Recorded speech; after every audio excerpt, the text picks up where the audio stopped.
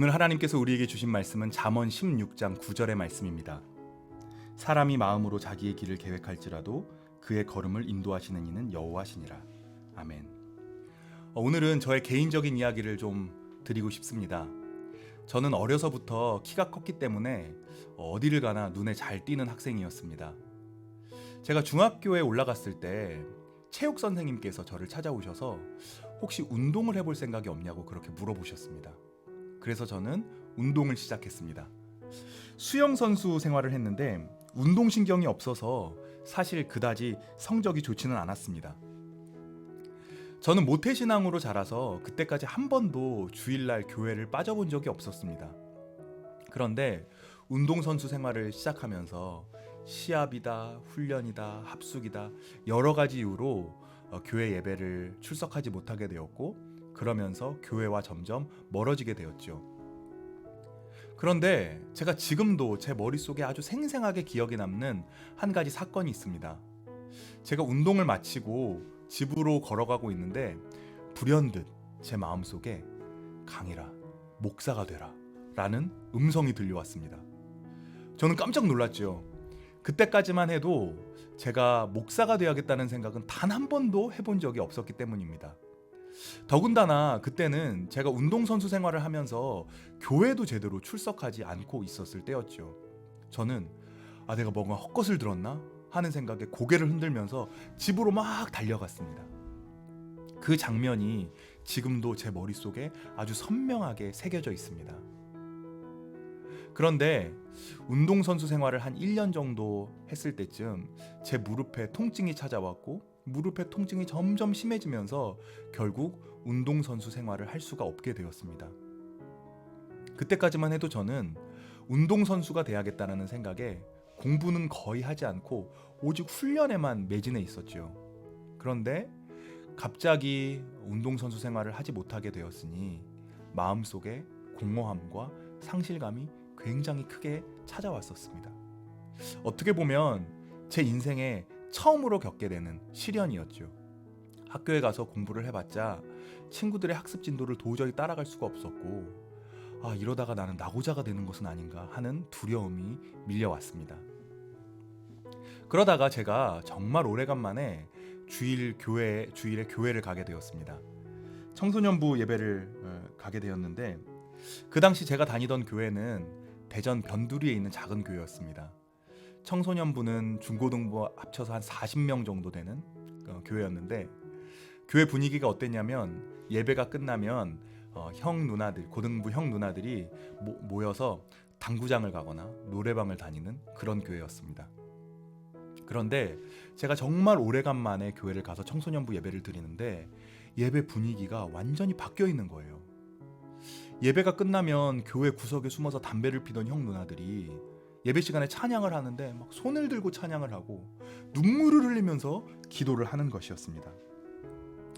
알고 봤더니 청소년부에 찬양팀 선생님께서 새로 오셨는데 그 선생님이 학생부 예배가 끝나면 찬양팀 학생들을 모아놓고 기도회를 하기 시작하셨고 그 기도회에서 학생들이 회심을 하게 되고 방언을 받게 되고 그렇게 학생회에 작은 부흥이 일어나게 되었던 것입니다.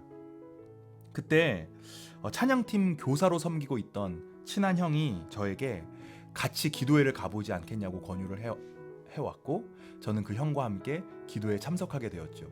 그렇게 기도회에 한 주, 두 주 참석을 하는데 저도 찬양을 하면 마음이 뜨거워지고 또 눈물이 흐르고 그렇게 하나님의 은혜를 경험하게 되었습니다. 그리고 저는 지금 이렇게 목사가 되었죠. 이 과정들을 생각해 보면 참 놀라운 점이 많이 있습니다. 저는 운동선수가 되고 싶었고 그러다가 그 꿈이 좌절되어서 깊은 절망을 경험했죠. 그런데 하나님께서는 저의 길을 이미 예정하고 계셨다는 것입니다.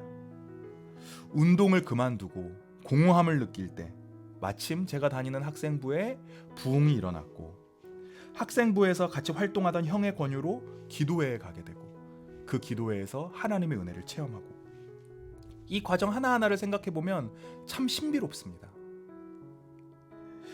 이 모든 과정을 생각해보면 저는 오늘 본문 말씀 잠언 16장 9절을 떠올리게 되는 것이지요. 사람이 마음으로 자기의 길을 계획할지라도 그의 걸음을 인도하시는 이는 여호와시니라. 그렇습니다. 우리가 꿈을 꾸고 자기의 길을 계획하지만 결국 우리의 걸음을 인도하시는 분은 하나님이시라는 사실입니다. 이 사실이 참 신비롭습니다. 그런데 여러분, 이야기는 여기서 끝나지 않습니다. 제가 목사 안수를 받던 날 그 목사 안수식에 저희 집안의 가장 큰 어른이신 당숙 어른께서 저희 목사 안수식에 찾아오셨습니다. 그리고 목사 안수를 받은 저에게 옛날 이야기를 들려주셨습니다. 저의 할머니 이야기였는데요. 저희 친가에서 예수님을 가장 처음 믿게 되신 분은 바로 저희 할머니셨습니다. 그런데 안타깝게도 저희 할머니는 저희 아버지께서 중학생 때 돌아가셨죠. 저는 저희 할머니의 얼굴을 한 번도 뵌 적이 없습니다. 그런데 그 할머니께서 그 옛날에 저희 집안에 예수님을 믿는 사람이 아무도 없을 때 매일 교회에 나가셔서 하나님 앞에 가난한 집안을 위해서 기도하시면서 우리 집안에 주의 종이 나오게 해달라고 그렇게 기도를 하셨다는 것입니다. 당숙 어른께서는 저에게 그 이야기를 하시면서 할머니의 기도가 이렇게 응답되었다고 기뻐하셨습니다.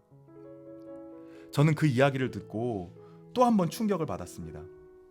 하나님께서는 제가 얼굴도 뵙지 못한 그 할머니의 기도 속에서부터 저의 길을 계획하셨고 저의 걸음을 인도하고 계셨구나라는 사실을 깨달았기 때문입니다. 사람이 마음으로 자기의 길을 계획할지라도 그의 걸음을 인도하시는 이는 여호와시니라.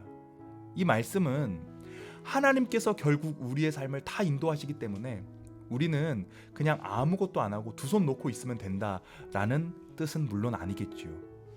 그렇다면 우리는 무엇을 해야 합니까? 그렇습니다. 우리는 기도를 합니다. 우리의 미래를 주님의 손에 맡기고 때로는 소원을 가지고 하나님 앞에 간구하기도 합니다. 또 때로는 기도 가운데 하나님께서 우리의 마음을 움직이기도 하시죠. 그렇게 우리는 기도하는 가운데 우리의 삶을 아주 신비롭게 또 역동적으로 이끌고 나아가시는 하나님을 만나게 되는 것입니다. 이 하나님을 만나게 되면요, 미래에 대한 두려움이 점점 사라지게 됩니다. 그리고 현실에 대한 집착에서 점점 자유로워지게 되는 것이죠. 여러분, 감히 여러분들에게 물어보고 싶습니다. 여러분은 인생이 무엇이라고 생각하십니까? 저는 의사이면서 동시에 기독교 작가인 폴 트루니에라는 분이 인생에 대해서 내린 정의를 참 좋아합니다. 폴 트루니에라는 분은 인생에 대해서 이렇게 정의했습니다. 인생은 하나님께서 지휘하시는 멋진 모험이다. 그렇습니다. 하나님께서 우리의 삶을 지휘하고 계시고 우리의 삶을 인도하고 계십니다. 그 하나님을 신뢰하고 그 하나님 앞에 기도하며 그분이 인도하시는 삶의 걸음을 걸어가는 저와 여러분이 되시기를 주님의 이름으로 기도합니다. 그렇게 주님과 손을 붙들고 주님과 함께 동행하는 삶을 살아가는 것이야말로 가장 좋은 삶의 비결인 것입니다. 기도하겠습니다. 살아계신 하나님, 하나님께서 우리의 걸음을 인도하시는 줄 믿습니다. 우리가 그 하나님을 신뢰하며 하나님과 동행함으로 말미암아 하나님께서 지휘하시는 멋진 모험으로서의 삶을 살아갈 수 있도록 인도하여 주시옵소서. 기도하는 가운데 우리의 삶을 신비롭고 또 역동적으로 이끌고 계시는 그 하나님의 손길을 우리가 경험할 수 있도록 주님께서 축복하여 주시옵소서. 감사합니다. 예수님의 이름으로 기도드립니다. 아멘.